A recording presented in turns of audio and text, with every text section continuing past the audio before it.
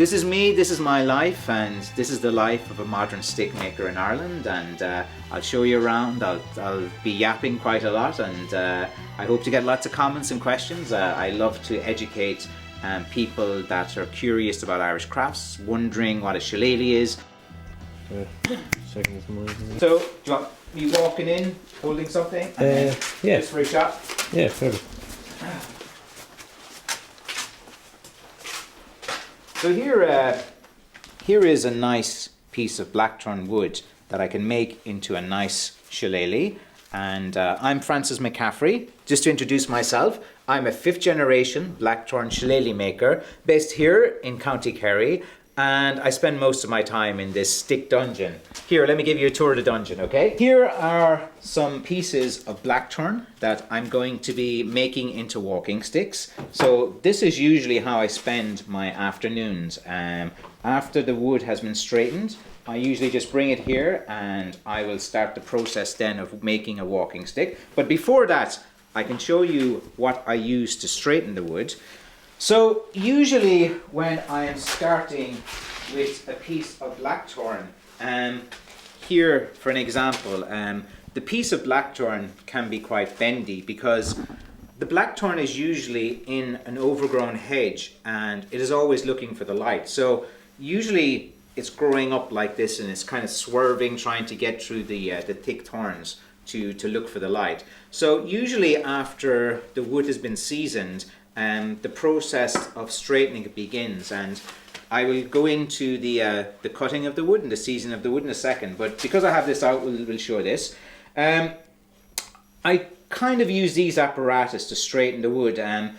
Blackthorn is a very dense wood with a very tight wood grain, and it requires a lot of pressure after it's been heated to straighten the wood. So I found that using these kind of, I've MacGyvered and came up with these kind of little apparatus myself. You heat the wood with a heat gun and then you hold it in position for a few hours to straighten it, and then when you get it nice and straight you can begin the process of turning it into a walking aid. For a lot of Irish people, they will think of a shillelagh and think of something with a shamrock in a tourist store, but that's not a shillelagh, that's not Irish crafting.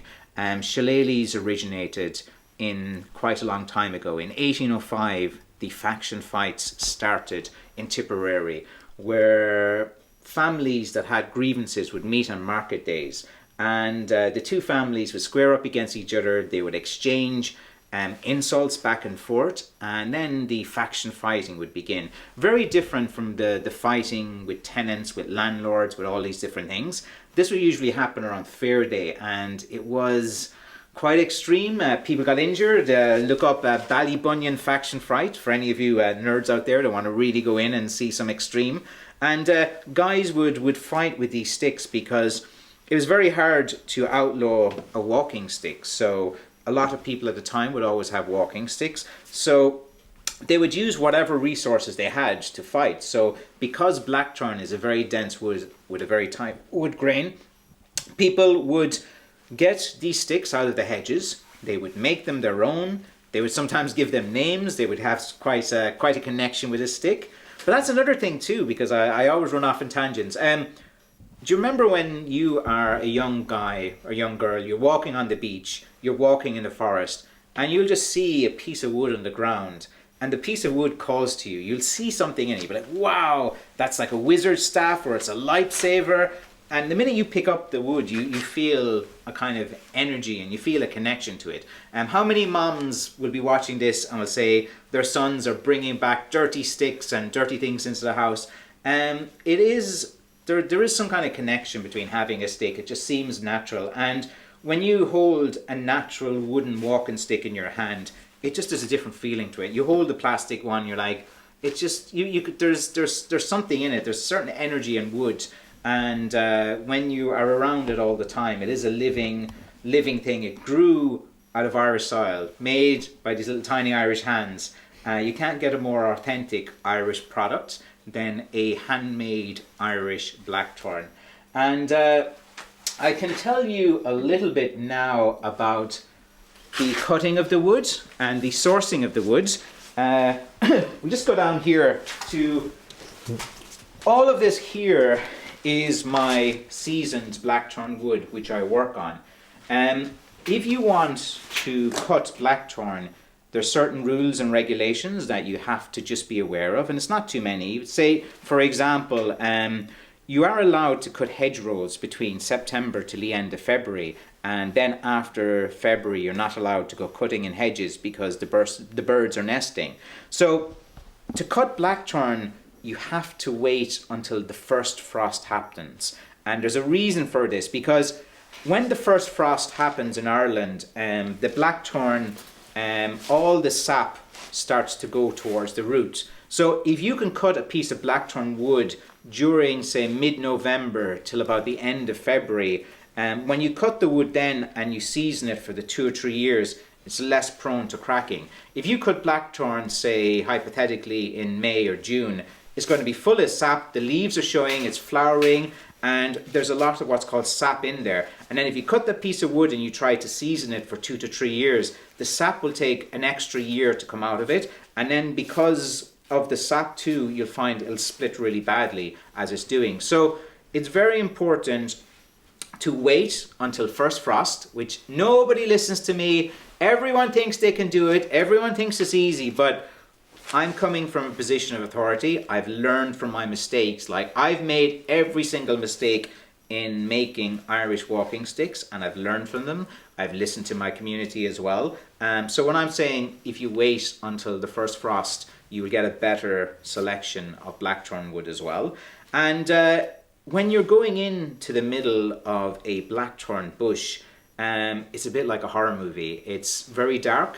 You have to go into the center of the bush. You see, everyone thinks that blackthorn is rare in Ireland. It's not rare, but it's rare to find an old overgrown hedge, a hedge that's 30 to 50 to 60 years old that hasn't been cut, because these are the best hedges for sourcing pieces of blackthorn which you can make into a walking stick. And if you go into a blackthorn hedge in the middle of the winter, frost in the morning, you have to go into the center of the hedge, because you're always looking for the pieces that are growing a little bit straighter and looking for the light. And only the most suitable pieces that you can find to turn into an Irish blackthorn walking stick, they're only growing in the center of a blackthorn bush. What is a shillelagh, as I said? A shillelagh is an Irish walking stick, most famously made from Irish blackthorn wood. But before that, it was originally made from oak. So the oak shillelagh is quite popular. There's a load of historical references that will talk about oak, which predate the mentions of blackthorn. And also it is made from holly and from ash to a lesser extent, and actually some hazel as well. So many years ago, this kind of traditional type of Irish walking stick. Here is one of the finishes. So usually it will go from something like this into something like this. There's many finishes you can use on the wood.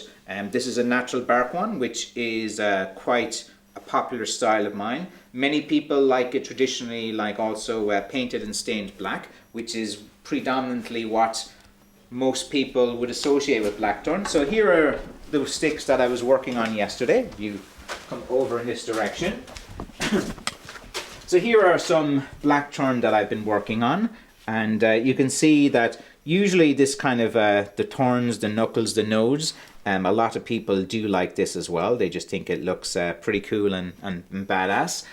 Here's your typical type of knob stick, and this is the most kind of common type of blackthorn that people would want. It is a knob stick, and these are omni or ambidextrous, whatever the word is. I can't remember, but that means you can use them in both hands. And these are one of the most sought after walking aids in the world. Now, what was I doing this morning? Do you want to talk, or do you want to just be painting stuff? Or? Yeah, I'll just be painting. I'll just be painting away is the best way, isn't it? Yeah. Yeah. No. Or will I just introduce my dad? Yeah. Yeah. You're in luck, because we have a visitor to my workshop today, and it is my dad.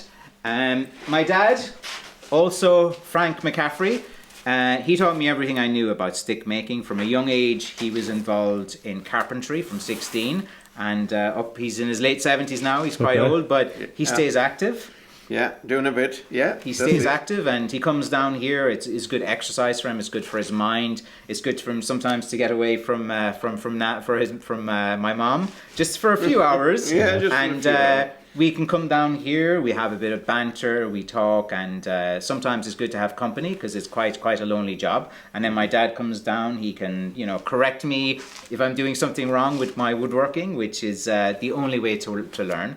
Yeah. And I have to thank my dad. He's the reason that I have taken our family tradition and brought it to another level. Mm-hmm. And if you want to say any words. Yeah, no, that's good. That's true what he's saying. I was giving you praise, like. I was blowing wind up your ass. I know. He didn't make any of it up. No.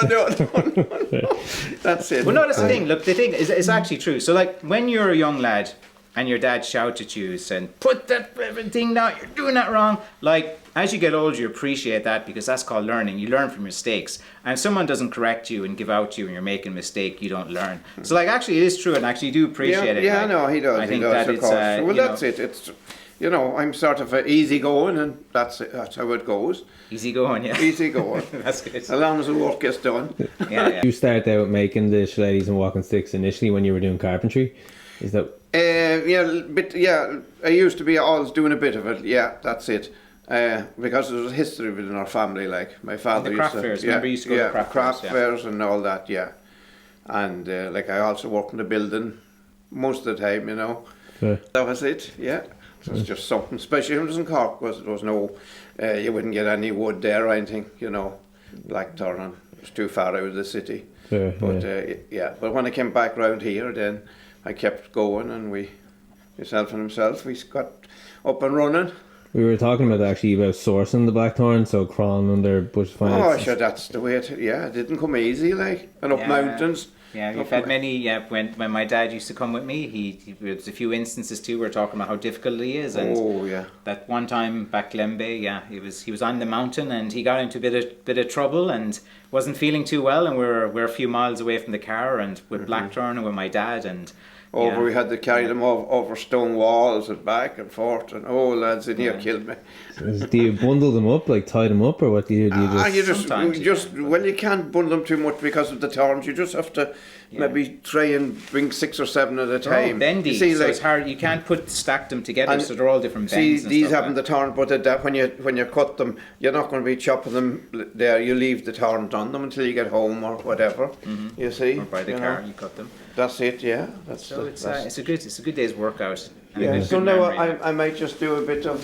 Sorry, I'm delaying you from actual work. No, you're okay. When I put on my glasses, see what I'm at. I'll carve a handle for you as well.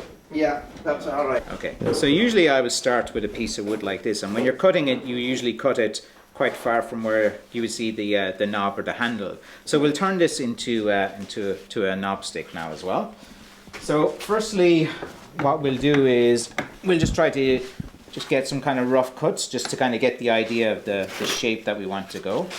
So we might go around here.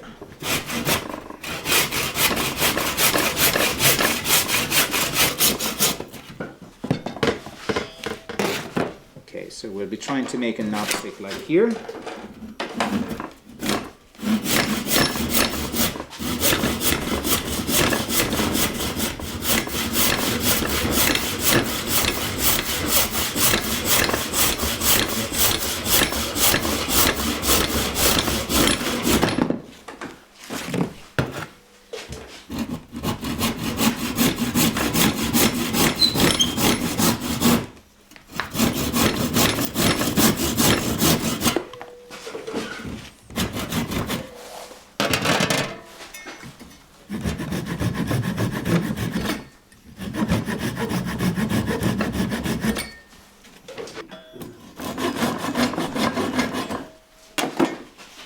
So you can see it's starting to take shape now.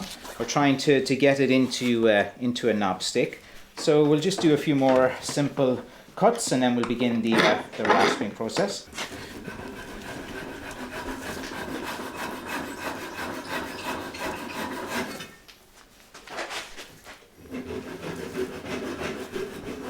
Just over here to the drying section behind you. That's it. Over here.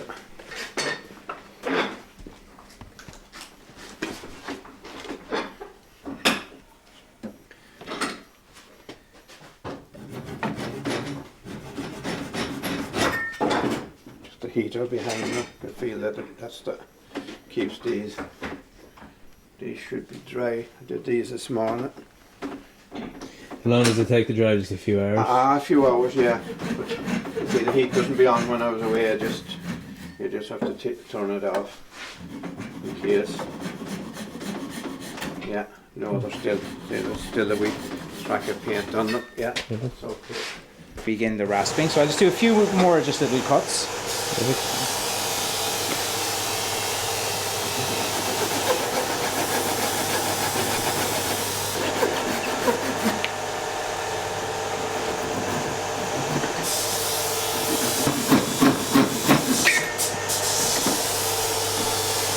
So you do a rough cuts just to give the idea of a type of knob stick, and then we're just going to rasp it into shape.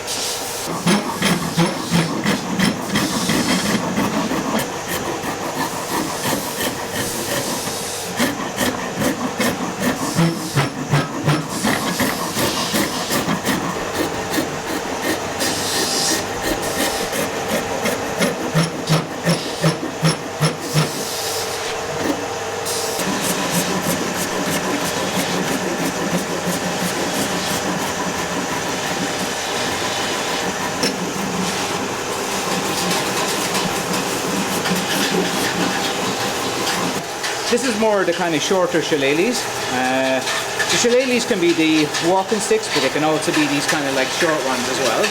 But the process for making a knob is pretty much the same, whether it's the hiking or walking stick or the shorter shillelagh as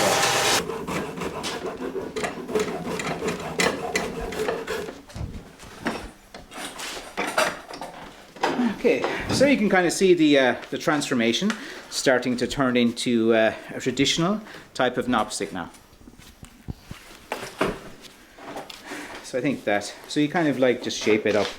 You probably like shape it up a bit more and just get it into that kind of knob, and then that's the kind of the type of stick that everyone seems to like.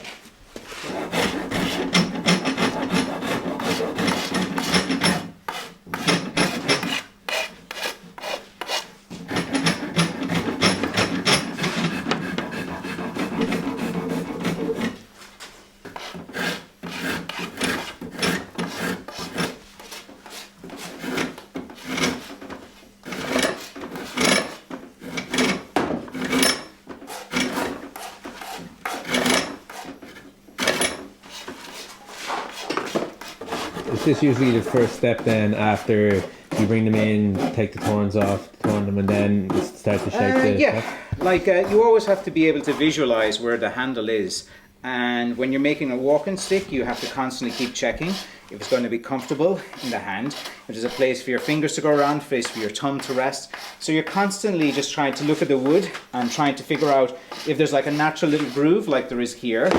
You know, your thumb can fit in quite nice. So it's kind of like a natural little groove there. You want to make sure just your fingers comfortable, and you want the knob stick always to fit in quite comfortably into the center of your hand. And yeah, so I'm nearly happy with this now. I'll just do a little bit of tidying up.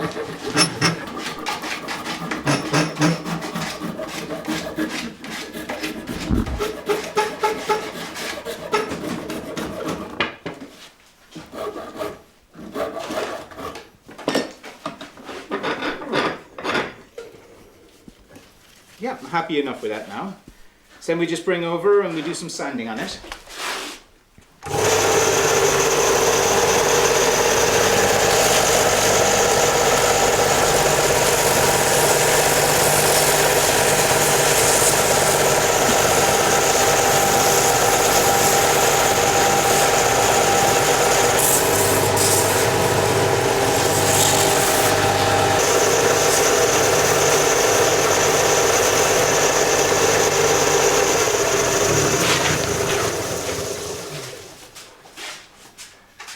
A wire brush to take off, like, you know, if there's a bit of moss or a bit of grass, you can just...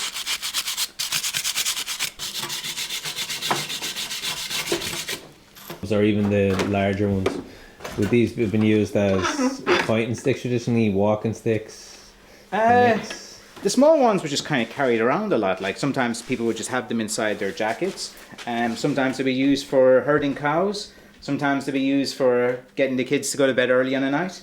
And so In County Kerry, the stick fighting style that was documented was that they would have a long walking type stick, but also a short stick. So the Kerry fighters were regarded as the most skillful because they used the two sticks. So this style of, no one knows what the style is, but it's been reported several times in various it's like, say for example, in Sean Morgan's book, The Faction Fighters of Kerry, it's in there, and the Kerry fighters would have the short stick and the long stick, and they would fight with the two.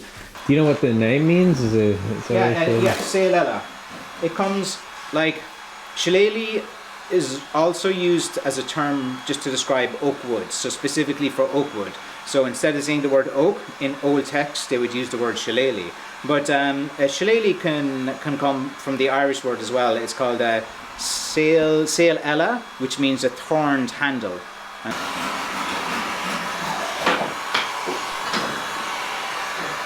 This is your kind of like short little shillelagh, and yeah.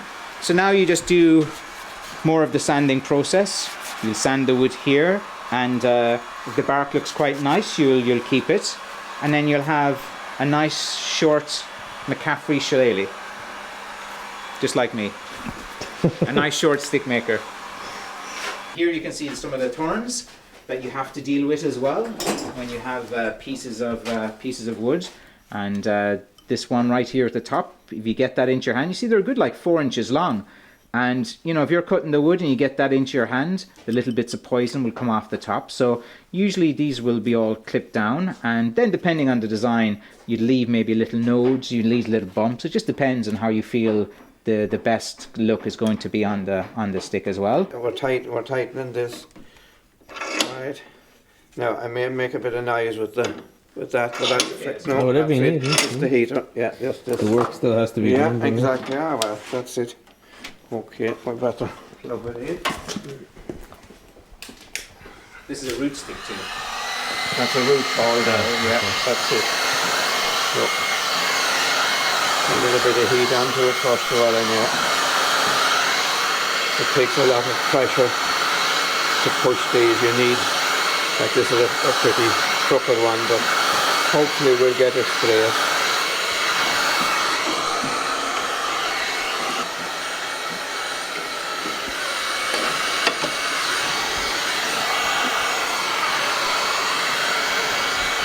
A bit of bruise force on it now. And how, you obviously know by now, but how do you snap it, you know? After long years at it, I know it. Yeah. It's like sort of an ingrained thing. This is a fairly good, some of them, if they're older, they could crack. Don't do much more then, and the next turn, which will be later, I'll do from there to there, you see. So you're not creating all it as a fulcrum there, you see. If you were doing too much, that could be a weak spot, right? Yeah. But when I'll leave that dry for about half an hour, and then I'll do that section, you see, because that will lessen the bend again. Okay. You're going to see that. You see, that's coming in fairly good now.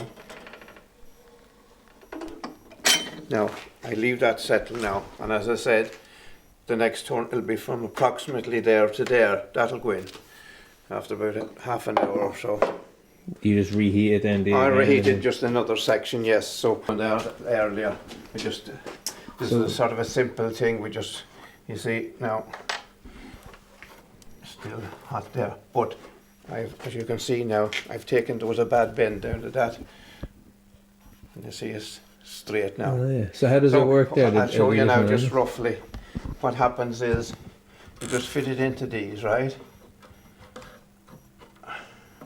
Or this way. Yeah.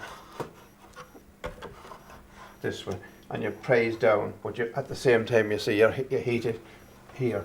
You see, so that's it. You know what I mean? You just, yeah, they're ideal for that size, but they would be no good for the other stronger ones.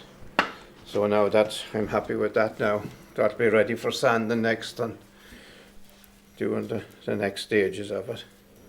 They're just simple things that the brain was working when I decided to do that. No, for simple things that work, Well, usually the that's best it. thing. Yeah, it is simple things, yeah. Just simple things.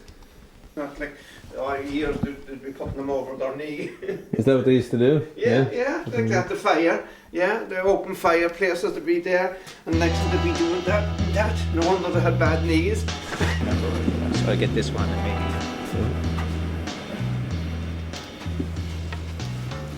Okay, so here are some of the finished pieces, and with a blackthorn walking stick there's many different handle types. Here you have this type of traditional knob one, so this was kind of like the one we were doing downstairs, and here you can see it's a nice walking stick and very strong, very solid as well. Sometimes you can make these more kind of like a type of T-shaped ones, but it's very important when you're making a stick that you have features that make it comfortable. So here your thumb can fit in pretty well and your hand can rest here. And again, if you are using it in your left hand or right hand, here's my left hand and it feels very comfortable, and here's also my right hand. So I have to make the sticks that they can be used in both hands, and usually it's through using the natural little features and grooves of the sticks. You just have to be very aware that you are creating like sticks that are used by people as walking aids. It's not just a tourist item. Like these are actually used for people that are coming out of operations that want a bit of stability and balance. So it's very important to always like pay attention to comfortable grip and stuff in these blackthorn walking businesses. And again, as I said at the very start, that predominantly a shillelagh is an Irish walking stick, and that's kind of where the fundamentals are, and I keep that as the ethos to my business, that I kind of want these sticks to be used as walking aids. I don't want them in tourist shops with shamrocks and all the bells and whistles on it. I like to make functional Irish heritage crafts, and I like, you know, knowing that these are helping people as well as I go. And again, you can see like there's various different handles. You'll have this type of handle type, and there's so much variety in using wood that every single stick here looks different. It's a one-of-a-kind item, like something that's occurring naturally in nature. It's such a one-of-a-kind item. For someone like me, people ask, why do you do that? And there's just something in me. I just want to be remembered and have a legacy of being remembered as an Irish stick maker. You know, are stick makers born or made? Who knows? I just think they're born. I think you have to have something inside you from an early age to have the mentality to go in to being a blackthorn stick maker.